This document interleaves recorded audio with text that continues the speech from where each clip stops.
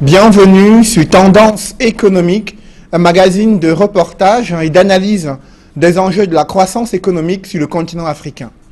10 ans après la privatisation de la Société nationale des eaux du Cameroun, le chef de l'État, Paul Biya, exige l'accélération de la clôture du contrat d'affermage avec des Marocains, actionnaires majoritaires de l'entreprise chargée de la distribution de l'eau au Cameroun. Pourtant, le gouvernement avait vanté ce choix de créer 2 entités publiques et privées pour améliorer la production et la distribution de l'eau au Cameroun. Pourquoi cette stratégie de privatisation a échoué dans le secteur de l'eau au Cameroun? L'annonce de la reprise du service d'affermage par Camouata augure-t-elle une plus grande disponibilité d'une eau de qualité pour la majorité des ménages camerounais? Quels sont les enjeux économiques de cette renationalisation du secteur de l'eau au Cameroun? Pour analyser et décrypter cette situation, je reçois sur ce plateau un économiste qui a fait partie de la commission technique de privatisation et de liquidation des entreprises publiques dans les années 90, Célestin Lengue-Tchakounte. Bonsoir. Bonsoir, monsieur Nofele. Bonsoir à vos nombreux téléspectateurs et merci de m'avoir invité. Je précise que vous avez publié un ouvrage sur les privatisations en Afrique et au Cameroun en particulier. Le Cameroun, justement, en 2018, des Camerounais ne vont plus consommer l'eau de la CDE. Le chef de l'État exige qu'un cabinet indépendant accélère la clôture du contrat d'affermage avec des Marocains chargés de la distribution de l'eau au Cameroun. Des précisions dans ce reportage d'Étienne Pascal Azégué. Les robinets de la Camerounaise des eaux sont en train d'être définitivement fermés. Une correspondance du secrétaire général à la présidence de la République, adressée au ministre de l'eau et de l'énergie, indique que le cabinet Okala Ahanda et associés a été désigné pour en finir avec le dossier CDE. Cette décision prise par l'exécutif camerounais rentre juste dans les canaux usuels en cas d'échec d'une structure face à son cahier de charges pour l'économiste Martin Ongba. Je pense que, ayant constaté que ça ne marche pas, c'est ce qu'il faut faire. Ce qui n'est pas toujours le cas, mais moi je pense personnellement que le chef de l'État a bien réagi. Et ce serait mieux que ça suive pour les autres entreprises. Quand on se rend compte que les résultats attendus et escomptés ne sont pas là, mieux faire pour que ça marche. La même correspondance du secrétaire général à la présidence de la République relève que le cabinet retenu devrait assurer la reprise du service affermé par Camwater, tout en s'occupant de la gestion des questions post-contractuelles potentielles pour une durée de 12 mois. Le job description du cabinet Ahanda est donc clair. Leur mission, c'était tout simple, arrêter le contrat, c'est-à-dire arrêter le contrat dans les meilleures dispositions telles que cela prévu par des accords, et deuxièmement, faire l'évaluation pour que le bébé qui sera transmis à Camwater soit transmis avec tous les contours financiers et budgétaires qui s'imposent. Il y a donc là une opportunité à saisir pour l'expertise locale avec le départ annoncé de la CDE. Comment pourriez-vous comprendre que l'on dise qu'au Cameroun, pour qu'on vende l'eau qui n'est pas produite par la CDE, qu'on ait l'obligation de ramener une société étrangère? Cela voudrait dire qu'au Cameroun, il n'y a pas de Camerounais capables de gérer, de commercialiser l'eau. Il faut tout de même reconnaître que cette décision du secrétaire général à la présidence de la République survient un peu plus de 2 semaines après la date butoir fixée par le chef de l'État Paul Biya pour la mise en place des mesures devant aboutir à la fin du contrat effectif entre le Cameroun et la Camerounaise des eaux.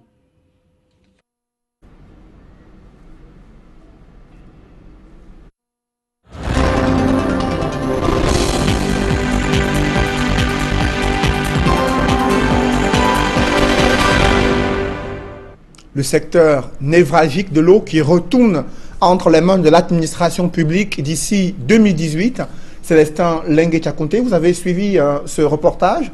À la lumière des éléments dont vous disposez, quel est ce mécanisme de privatisation qui a été utilisé pour la Société nationale des eaux du Cameroun avant qu'on ne puisse avoir 2 entités publiques et privées?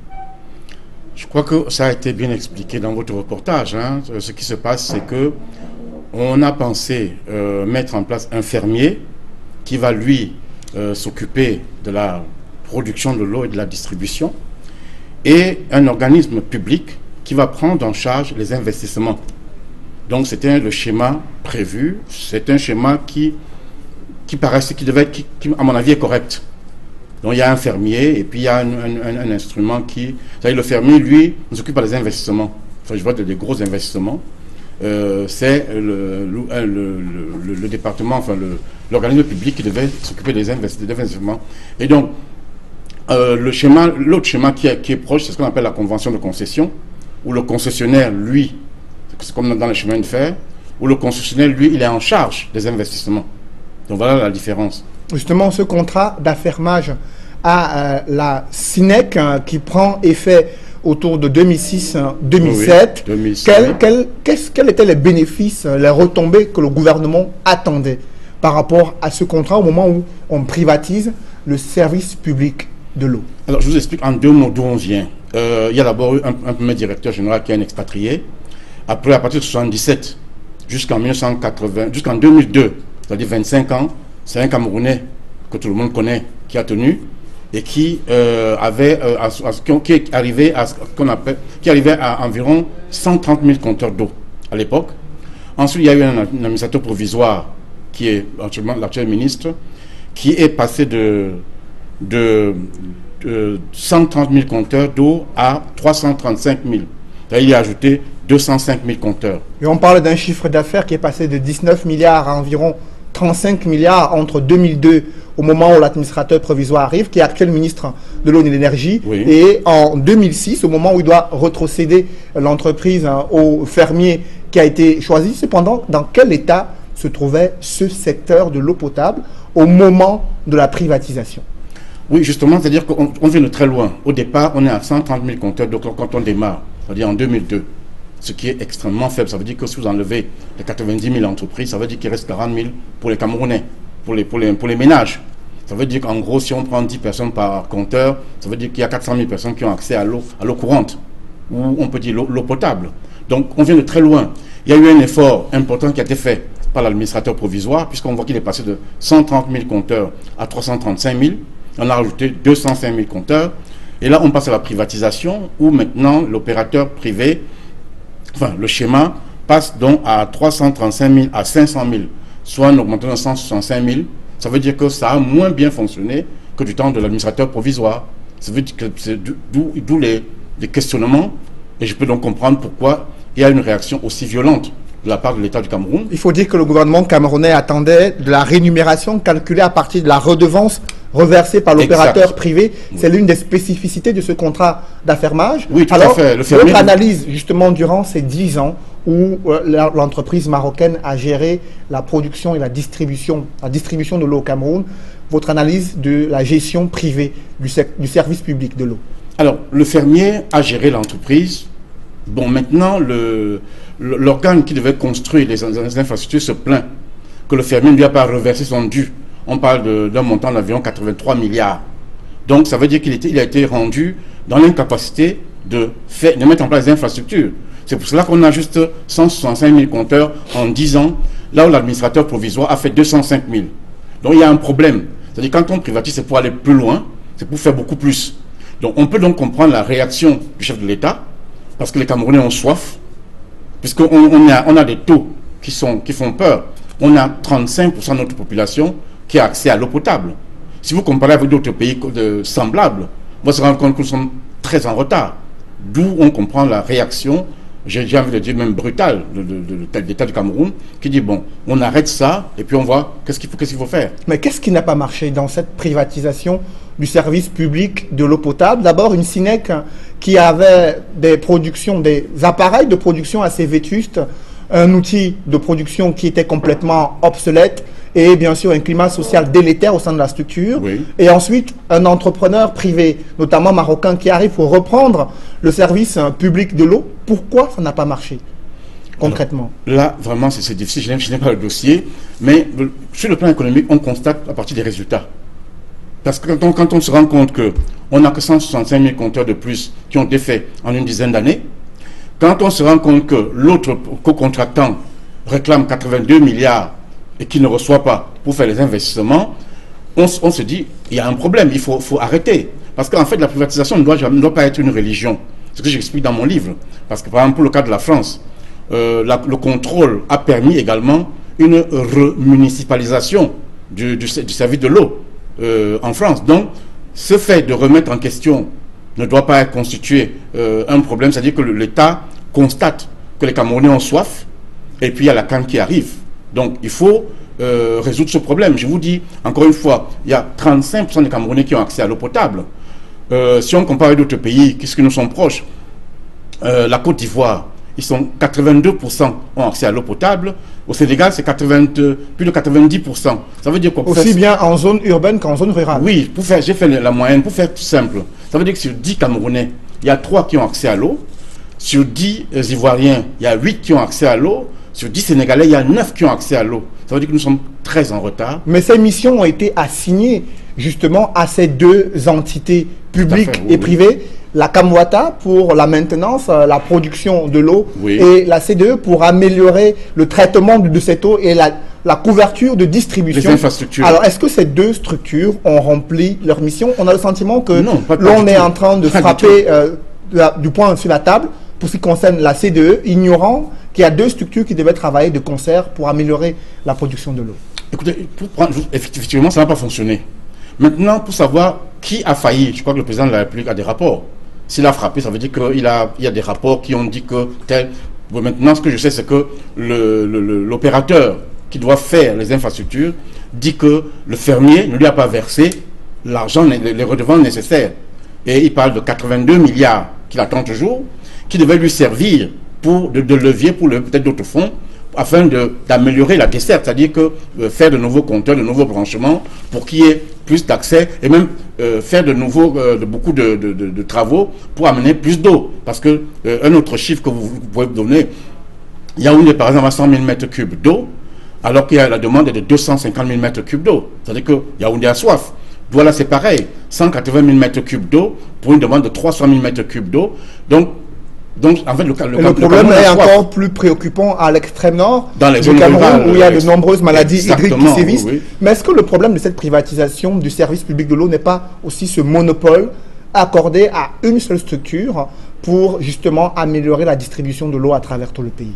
Oui, là vous posez là un problème qui est essentiel, c'est-à-dire qui est répondant dans l'économie camerounaise. J'explique dans mon livre que le monopole, surtout privé, parce qu'il y a une petite différence, le monopole est un cancer pour une économie. Parce que qui dit monopole dit surfacturation. Toutes les études le montrent, pas seulement au Cameroun, dans tous les pays du monde. Quand on a un monopole, je vous dis, si vous êtes seul dans tout votre quartier, avec une boutique où les gens viennent acheter, qui est le savon, ainsi de suite, si vous montez les prix, tout le monde est obligé d'acheter. Donc c'est ça le monopole. Vous vous rappelez par exemple, avec l'électricité, à un moment donné, le monopoleur avait dit, écoutez, consommez moins. Ce qui est paradoxal pour un commerçant, le commerçant de vous dire consommez moins ses produits, mais tout de suite derrière, il a inventé une formule de son chapeau disant que formule saison, c'est saison de pluie, il a augmenté les prix. Donc, le monopole n'a pas de problème de production. C'est-à-dire que s'il ne produit pas, il augmente les prix, il se rattrape. C'est pour ça que le monopoleur, parce que pour produire, c'est beaucoup d'efforts. Donc, ce qui fait, il augmente simplement les prix. C'est ça qu'il dit que le monopole est un cancer pour une économie. C'est pour ça que je recommande au gouvernement camerounais de mettre en place un observatoire des prix et de la concurrence. C'est très important parce que notre économie est faite de rente. Il y a trop de monopoles. Est-ce que ce n'est pas la mission assignée au ministère du Commerce justement de réguler les différents marchés et les prix pour pouvoir assurer cette saine concurrence? Oui, mais le ministère ne peut pas descendre sur le terrain pour aller analyser tous les prix.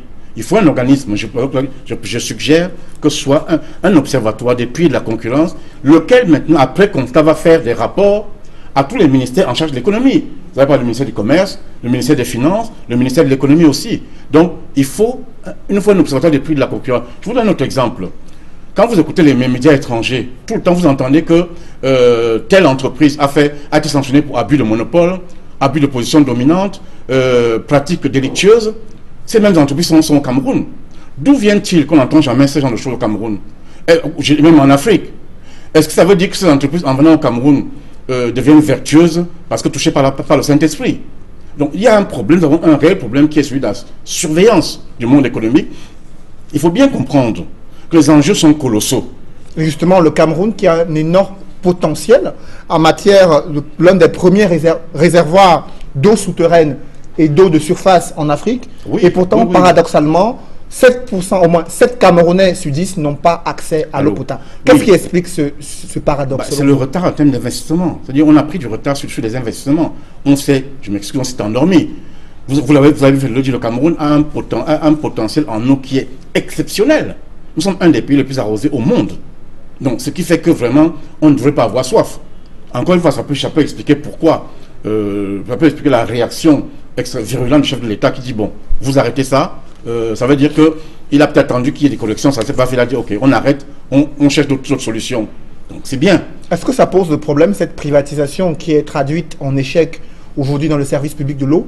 Est-ce que ça pose le problème du choix de cette entité privée qui devait justement jouer le rôle de fermier?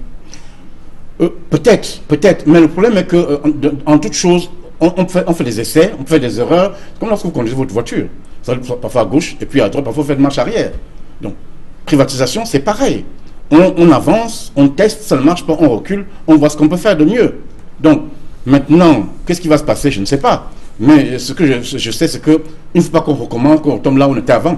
Parce que les mêmes causes produisent les mêmes effets. Justement, d'aucuns estiment que le gouvernement a opté pour un partenariat public-privé dans le service de l'eau sans penser aux investissements qui devaient être faits pour améliorer l'appareil de production. Est-ce que vous partagez ce point de vue? Non. Puisqu'il y avait une structure qui devait faire les investissements nécessaires. Elle devait récupérer la part dans la redevance. On parle de 82 milliards. Avec 82 milliards, ça pouvait être un levier pour lever, parce qu'il ne faut pas 82 milliards pour mettre l'eau au Camerounais, il faut peut-être beaucoup plus, au moins 300, 400, soit plus. Donc, ces 82 milliards, ça va être un levier pour lever des financements, afin de faire en sorte que beaucoup de Camerounais aient accès à l'eau pour rattraper notre retard. Donc, je ne pense pas que l'échec au niveau du schéma, l'échec, c'est probablement au niveau de la personne qui a été choisie, enfin je veux dire l'entreprise qui a été choisie, probablement que ça n'était pas ce qu'on avait pensé. Mais est-ce que l'environnement au Cameroun, l'environnement des affaires, a permis à cette structure de pouvoir rentabiliser la distribution de l'eau au Cameroun? L'environnement, écoutez, il y a une demande qui est très forte. On vous dit qu'il y a 3 Camerounais qui ont accès à l'eau pour top sur 10. Donc il y a une forte demande. Maintenant, il faut donc trouver les moyens pour connecter les autres afin qu'ils puissent payer. Donc le conflit vient du fait que l'autre n'arrive pas à connecter, parce qu'il n'arrive pas à encaisser, le fermier ne lui reverse pas ce qu'il faut. Donc le schéma en lui-même n'a pas de problème, mais on constate que ça n'a pas beaucoup évolué. On a 165 000 compteurs d'eau de plus en une dizaine d'années, là où l'administrateur provisoire avait fait 205 000 compteurs d'eau. Donc le problème il est là. Donc, maintenant, il faut savoir comment on fait. Il faut donc que j'explique dans mon livre justement que l'État a 2 raisons pour intervenir dans un secteur. Que ce soit un secteur qui impacte beaucoup la vie de la nation, et deuxièmement que le privé ne maîtrise pas le secteur. Manifestement, l'eau remplit ces 2 conditions. Donc l'État peut dire, ok, je prends ça en main pour donner un coup d'accélérateur afin de faire en sorte que beaucoup de Camerounais aient accès à l'eau. Justement, 10 ans après cette privatisation, quelles sont les conséquences socio-économiques de cet échec du contrat d'affermage dans le cadre du service public de l'eau potable? L'impact il est là, c'est-à-dire que les maladies hydriques, vous l'avez cité tout à l'heure, si 3 Camerounais sur 10 ont accès à l'eau, les 7 autres, qu'est-ce qu'ils font? Donc, ils se débrouillent comme ils peuvent. Ça veut dire qu'on s'expose à des maladies hydriques, les enfants ont une croissance qui n'est pas... Donc, en fait, les conséquences, on les connaît. C'est-à-dire que vraiment, c'est dommage qu'on ait ce problème. Donc, il faut plutôt maintenant qu'on essaie de voir comment on fait pour corriger. Justement, comment l'Afrique elle-même s'organise pour améliorer son développement socio-économique. On voit tout cela dans le round-up de l'économie sur le continent africain. Un reportage de Nadine Yambou. L'État du Cameroun ne joue pas toujours franc jeu dans l'épuration de sa dette intérieure. Pourtant, il a enchaîné ces dernières années des emprunts obligataires. Aujourd'hui, les représentants des souscripteurs comptent enfiler la tenue de gendarme pour amener l'État du Cameroun à rembourser dans les délais. Ces représentants viennent d'être désignés au terme d'une assemblée générale élective organisée sous les auspices du ministre des Finances à Yaoundé. Le Nigeria et l'Afrique du Sud, 2 grosses économies d'Afrique, ont renoué avec la croissance au 2e trimestre après plusieurs mois de récession. Les perspectives économiques sont tout de même plus inquiétantes au Nigeria qu'en Afrique du Sud. Au Nigeria, par exemple, la croissance au deuxième trimestre a été de 0,55%, soit 2,04% plus élevée sur la période correspondante en 2016. Le géant d'Afrique de l'Ouest avait vu son économie se contracter de 1,5% en 2016, entrant en récession pour la première fois depuis 25 ans. La situation semble en revanche moins sombre pour l'Afrique du Sud. Le pays a enregistré une hausse du PIB de 2,5% par rapport au premier trimestre de l'année. Selon l'Agence nationale de la statistique, le pays le plus industrialisé du continent africain était officiellement entré en récession plus tôt après le recul de son produit intérieur brut de 0,3% au quatrième trimestre 2016, puis de 0,7% au premier trimestre 2017. La République démocratique du Congo est secouée par une profonde crise économique. Selon la Banque centrale du pays, les réserves de change actuelles représentent l'équivalent d'environ 706 millions de dollars, ne pouvant couvrir que 3 semaines d'importation. La chute des cours et la demande mondiale des matières premières figurent au premier rang des causes du ralentissement de l'activité économique congolaise. La dévaluation du franc congolais, la monnaie locale, qui a perdu 30% de sa valeur cette année, ainsi que l'inflation passée à près de 41% en raison d'une offre de la production locale inférieure à la demande, sont venus s'ajouter à un contexte social tendu marqué par des appels récurrents à la grève au sein de la fonction publique.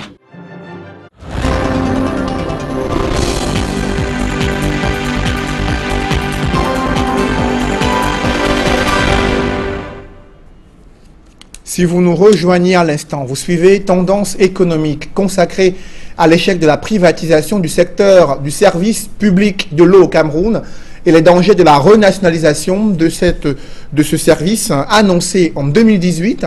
Sur ce plateau avec nous un économiste, auteur d'un livre sur les privatisations sur le continent africain.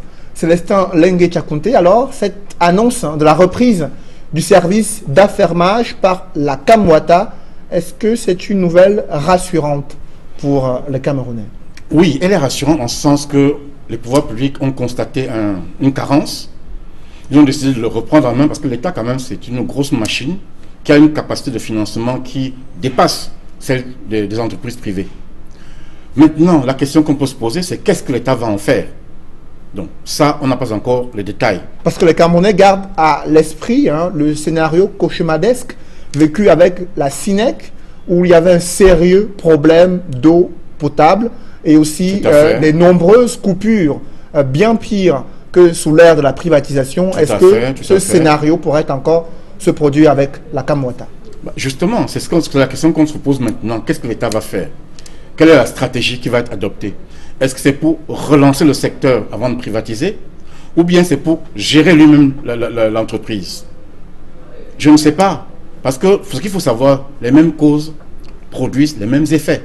Parce que si on prend en main et qu'on, j'ai envie de dire, si on s'endort à nouveau, on accumule le même retard sur les investissements, mais on aura ce que vous venez de décrire. On aura des pénuries pires que celles qu'on connaît aujourd'hui. Parce que le problème, il est là. Qu'est-ce qu'on va faire? What next? On attend.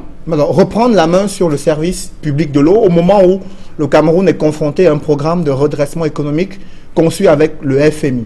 Est-ce qu'on aura les moyens financiers, assez de ressources pour pouvoir gérer cette entreprise, ce service public de l'eau en 2018? Alors, le programme avec le FMI n'empêche pas le Cameroun de se développer.